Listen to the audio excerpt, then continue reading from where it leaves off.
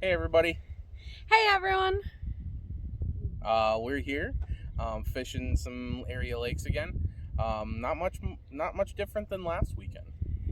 And that is actually a little bit interesting because some places saw rain, some places saw a lot of rain. Here in the northeast Wisconsin type area, it wasn't so great. So water temperature is still right in that mid to high 70s range. And with that, we are kind of seeing fish scattered about. Earlier in the mornings when it's cooler and not so sunny, they were a little bit shallower. And then as the heat of the days settled in, they did move out to, in this case, there's a lot of sunken timber, and those fish were looking for the deeper timber. Yeah, and any kind of deeper structure, even if that's just a deep point. Anything in our case, it was anything from 19 to 25 feet. Small jigs, medium-sized plastics. We fish with some small stuff, caught small fish.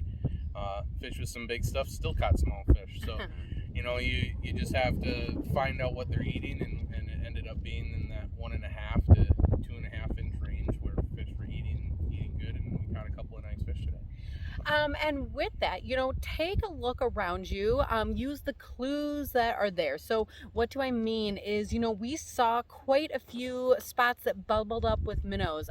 These minnows are getting chased by other fish. Once in a while, we could actually see crappies. I think most of the time it was actually bass that were chasing them. But we found that even if we were pan fishing, wherever we were seeing these little boils of fish come up is kind of where the fish were eating as they were going through. So we're talking about these brush piles, but we did kind of have to move throughout the day, use our maps quite a bit, but use those clues, like I said, and follow those minnows that were bubbling up and jumping around the place. So as far as crappies, like you said, those bigger jigs, we did catch some bluegills, and they were looking for slightly smaller profile.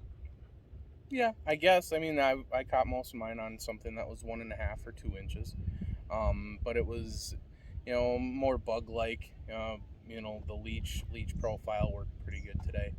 Um, and don't be afraid to throw bobber out. Throw bobber out there even when it's 20 feet deep. That's where slip bobbers excel. And then when you're jigging, especially over structure, just make sure that you have some kind of indicator of the top of the tree on your line so that you don't get snagged up all the time, but you can float your jig right over the top. And that is what we did today and worked so well. So looking forward to next weekend and what we can do then. Have a good one.